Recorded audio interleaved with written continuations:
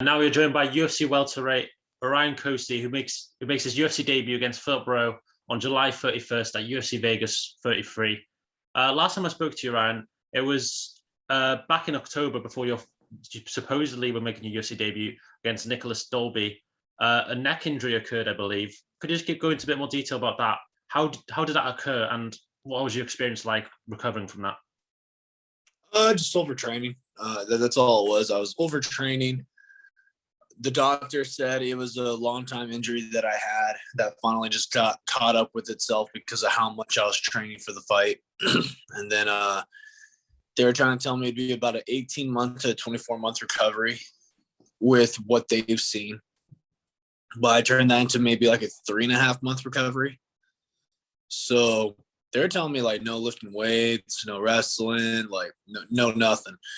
But kind of just took things in my own hands, got off the pain pills because they wanted me on like ibuprofen and Vicodin and Norco and stuff like that for the pain because of how bad it was. I was like, I'm not taking none of that other shit. So I took the ibuprofen though. Did a lot of ice massage, therapy and stuff like that. And then finally got back to the point where I was like, it's time to start lifting. Going running, my arm would just be completely numb. It felt like somebody was taking like multiple needles or knives and like stabbing and skewing her around in there. So it was weird. I felt like someone was like grabbing all the nerve endings inside your arm and like pulling on them. So it's just nonstop pain all the time. But yeah, no, I'm feeling great now. But, I've been feeling great for the last couple of months and able to do what I love doing, train. And when you first heard that the doctors were saying 18 to 24 months recovery, were you expecting to be back in action in July, making your debut in July? Yeah, I was hoping to be sooner.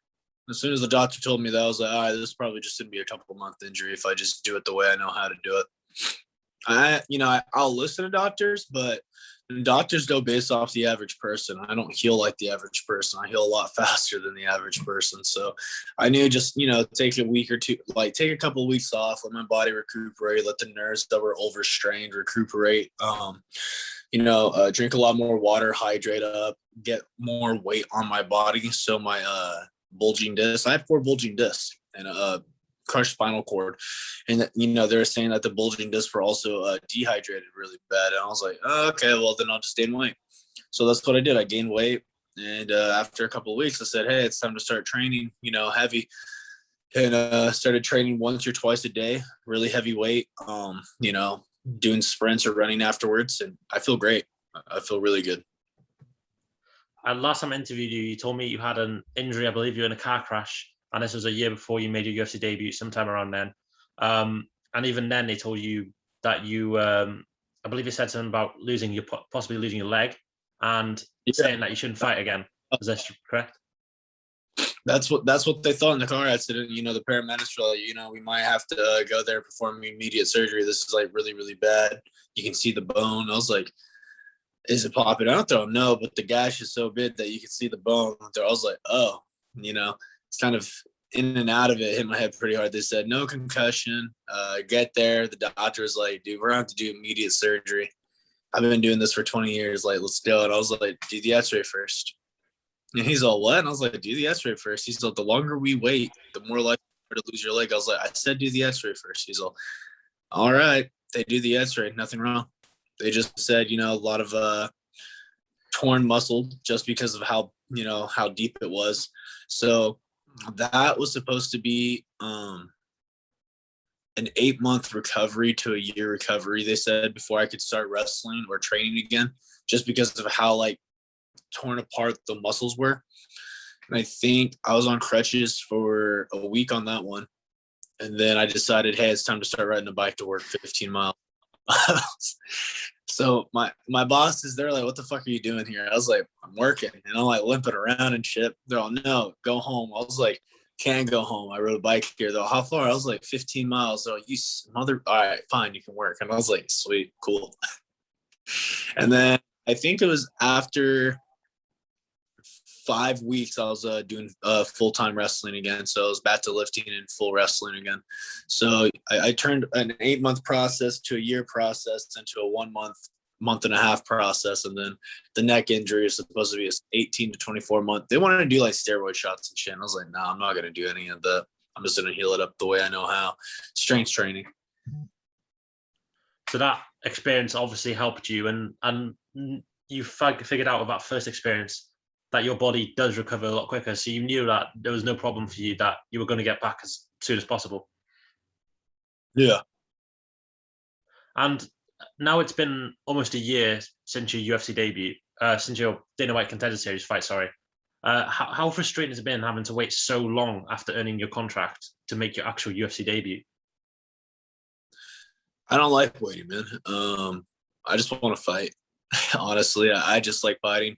I'm hoping that with the results of this fight, if it goes out the way I see it happening, I should be fighting again within the next 2-3 weeks. I'm going to try to be active this summer. I want to get a couple of fights in, and then, enjoy the maybe end of September, early October with family and friends. Then we'll see from there. But it just depends on what plays out in life. Hopefully I'm able to fight more often than not. And this is kind of like your second training camp in the UFC, because you did do a training camp for the Dolby fight before you had an injury. How has this training camp gone? Really good. Not overtraining, not injured. I feel great. So I'm going to go in there feeling physically stronger and faster. When I put on weight, you have to put up with being a little bit bigger too.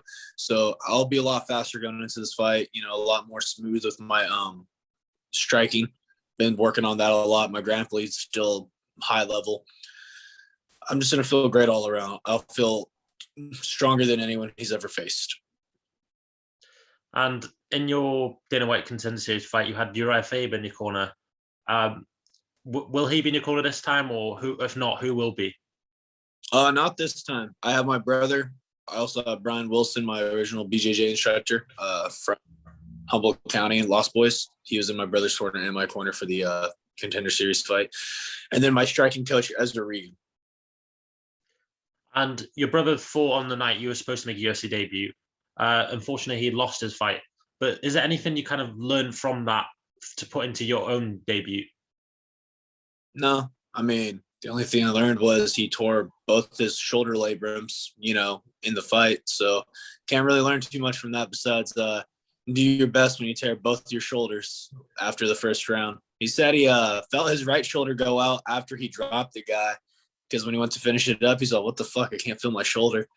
And then he said somewhere in the second round, he felt the left one go out. So I'm just proud of him for, staying strong and pushing through what he could. And if it was not for your injury, you would have fought on the same night.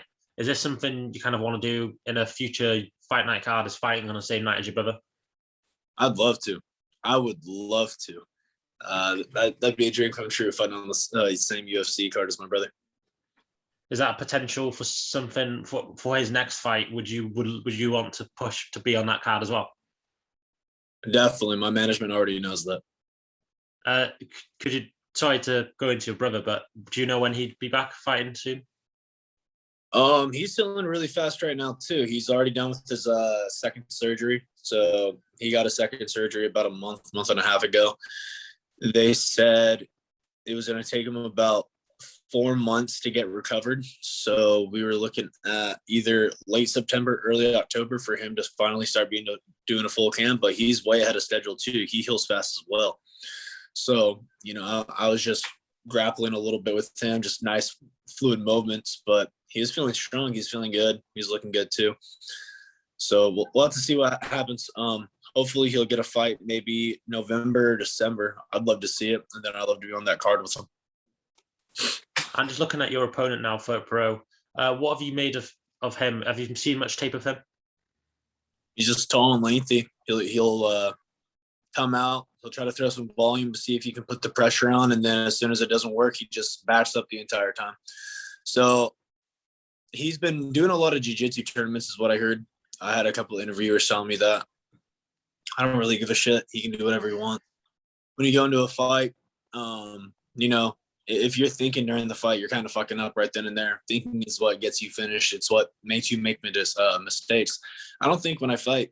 the one time I was thinking during a fight was against Joe Cropshot. Went in, he tripped me. I was like, oh, that's pretty good. That's pretty slick because I went in through a knee at that time. And then while I'm thinking about that, he's passing through, and I'm like, oh shit, hey, I gotta stop thinking. And then when you still think, that led to him taking my back, and then I was like, you know what? Hey, shut the fuck up, motherfucker. It's time to fight. And then I just got out of there and started doing what I do best. But I don't really care to think when I fight.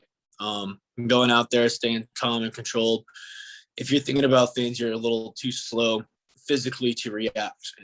So let your body move at the same rate as your mind does. That's kind of how I fight. Based all my training off Dragon Ball Z and Goku and all that shit with the Dragon Ball Z tattoos. But he's definitely going to have that reach advantage. So, the smartest thing for him would be try to keep the distance. If he doesn't want to, if he wants to stand in my, center range and bang with me, he's going to get knocked the fuck out. If he wants to keep his distance and make me work to get inside, that's fine too. That's why we have a cage. Can't run away too far. You have 7 wins, 7 finishes. Last time I spoke to you, you said, one thing was clear out of the interview, that you don't like the judges. You said F the judges.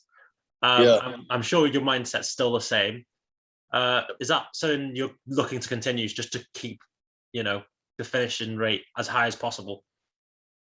Yeah, I want to be able to finish every fight, because you can still win a fight. Like, say you lose a round, but then the next 2 rounds you were completely dominant.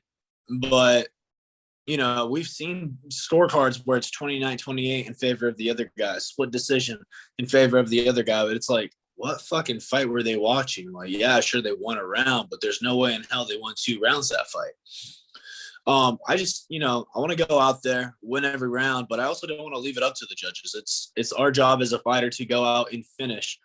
There's a lot of these point fighters. They're content with, hey, I'm ahead 2 rounds to none right now. All I need to do is get a takedown, secure this, and I can ride it out. Yeah, it's smart, but you're not a fighter if you do that. You're a guy who found a way to get a guy's weakness. Sure, it's a smart strategy to not be injured for your next fight, but you should go out there and try to finish the dude. If you can outpoint a guy, you should be able to try to finish the guy. Go for the finish. With your fighting style, it's clear that it's kind of a bonus type. There's a high possibility you might get a bonus if that's a fight of a night bonus, or if that is a performance of a night bonus. Your brother got a performance of a night, a fight of a night bonus in his last fight. Does that excite you as a potential of getting bonuses? Because you've never fought in the UFC before, so fight bonuses are a bonus, really. You're not used to having money bonuses, really. Yeah, no, I'd love to get a bonus.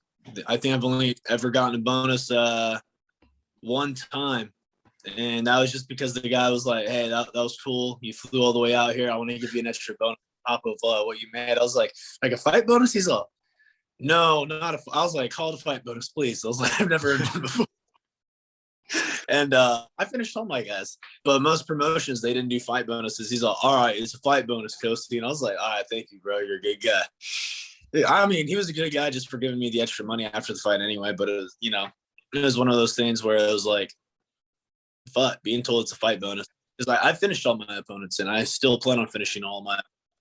It's a finish or be finish. That's how it is. I don't want the judges to ever determine, what side has won a fight. Even if it's I could go out there and win 30-27 this upcoming fight, 30-26, 30-25, and I would not be content. I would not be content.